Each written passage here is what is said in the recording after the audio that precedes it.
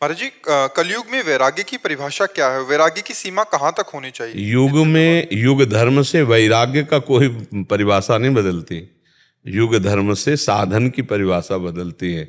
जैसे सतयुग में ध्यान परायण लोग अधिक रहते क्योंकि सात्विकता प्रबल थी, मन और इंद्रियां शांत, तो स्वरूप ध्यान, भगवत ध्यान।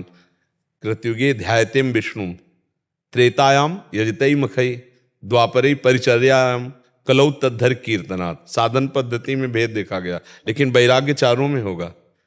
अगर राग है तो जहां राग है वहीं तो ध्यान होगा। तो राग पूर्वक अगर हम संसार का राग किए हैं, वस्तु व्यक्ति स्थान का राग है, तो यज्ञ भोक्ता भगवान के लिए यज्ञ नहीं हो सकती, वो भगवान के लिए पूजा नहीं हो सकती, वो भगवान की प्रीता नहीं प्रदान कर सकती। तो वैराग्य तो चारों युगों में चाहिए। वैराग्य से तो कोई तात्पर्य नहीं युग धर्म के अनुसार। और वैराग्य का स्वरूप है, पहले आता है त्याग, फिर वैराग्य, फिर उपरति। त्याग कहते हैं भोगों की लालसा है पर हम भोगेंगे नहीं, क्योंकि हम भगवान की प्राप्ति करना चाहते हैं, इसे त्याग कहते हैं। वैराग्य में भोग उपस्थित होने पर भी भोगने की रुचि नहीं है, राग ही नहीं है, तो वैरागी वही है। ना कहीं ममता है, ना कहीं भोगाशक्ति है। उपरति, ये भोग है ऐसी स्मृति ही नहीं है, उसे उपरति कहते हैं। तो वैराग्य तो हर साधक को हर युग में चाहिए, पर साधना का भाव बदल जाता है।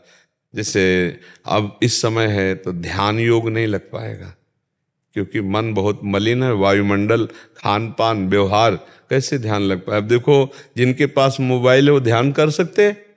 आप जरा विचार करो। जहां एकाग्रता करने की कोशिश करो तो मोबाइल रखा हुआ, वो तुम्हारी एकाग्रता को बहिर्मुख ही रखेगा, बाहर ही रखेगा, बहिर्मुख रखेगा। अच्छा, 5-10 मिनट हुए, अपने आप मन कहेगा खोल के देखो किसी का मैसेज तो नहीं है, किसी का कोई इमरजेंसी कॉल तो नहीं है। अब वो मतलब बहिर्मुख बनाए रखेगा। हमें लगता है आजकल कोई बिरला ही होगा जो मोबाइल ना रखता हो।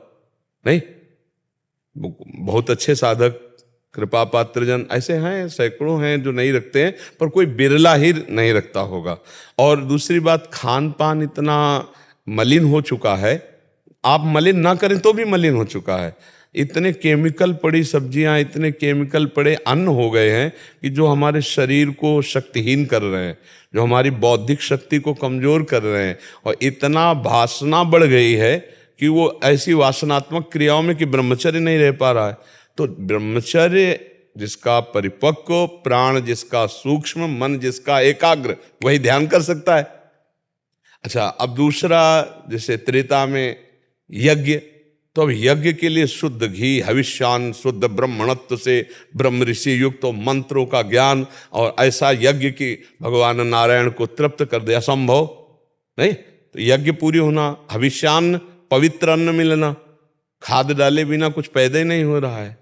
खाद केमिकल ही तो है, अशुद्ध केमिकल ही तो है, और वही जड़ों में जाकर उसको तो यज्ञ सिद्ध होना मुश्किल है। अगर हम पूजा करना चाहें तो पूजा के पदार्थ हमें शुद्ध मिलना मुश्किल। तो अब एक बात रह गई, कलौ तद्धरि कीर्तनात्, भगवान के गुण का कीर्तन, भगवान की लीला का कीर्तन, भगवान का नाम जप। देखो, श्री तुकाराम जी ने भगवान के गुण नाम कीर्तन के बल से सदैव भगवत धाम प्राप्त किया। नामदेव जी, बड़े बड़े महापुरुषों ने भगवान के नाम गुण कीर्तन से। कलयुग केवल नाम आधारा, सुमिर सुमिर नरुत। पर वैराग्य इसमें भी चाहिए। अब भोगों से आप राग करेंगे, मनमानी आचरण करेंगे तो भगवान नाम जप पाएंगे क्या? पापवंत कर सहज स्वभाव, भजन मूर्ति भाव न काऊ। जो पाप करता रहता है उसका भजन में मन ही नहीं लगता, और पाप की समय बाहुल्यता है, कोई जानता ही नहीं है कि पाप से हटना चाहिए। वैराग्य तो चारों युगों में समान है, लेकिन साधन का भेद हो सकता है। साधन का भेद ये कि जैसे कलयुग में न यज्ञ हो सकती है, और न ध्यान सिद्ध हो सकता है, और न विशाल पूजा हो सकती है पवित्र। इसमें एक ही बात है, भगवान का नाम गुणगान करो, भगवान का नाम जप करो, और नाम के ही ध्यान में रहो, और जितना कर्तव्य है वो पवित्र आचरणों के द्वारा पूर्ण करो, भगवत पूजा मान के, तो भगवत प्राप्ति निश्चित है। जी, एक ऐसा जैसे कभी भजन करने बैठते हैं तो एकांत में बैठते हैं ना, तो बहुत मन व्याकुल होता है और रोने लगता है। तो मन व्याकुल होता है, अगर प्रभु के लिए रोने लगता है तो अच्छा, अगर विषय के चिंतन में जाता है तो हमें क्या परेशानी? कोई परेशानी नहीं। हम नाम जप कर रहे हैं, वो लौट के हमारे पास ही आएगा, हमारे बिना उसका अस्तित्व तो नहीं, हम उसको दस्तखत नहीं करेंगे भोग के लिए, तो व्याकुल होकर शांत हो जाएगा और पवित्र हो जाएगा। जैसे जैसे मन जलता है वैसे वैसे पवित्र होता है। समझ रहे हो? हाँ, शांत। अगर भगवान के लिए अश्रु आ रहे हैं तो बड़ी कृपा है, उसको आप प्रकट मत कीजिए, उसको अंतर में रखिए। ठीक है।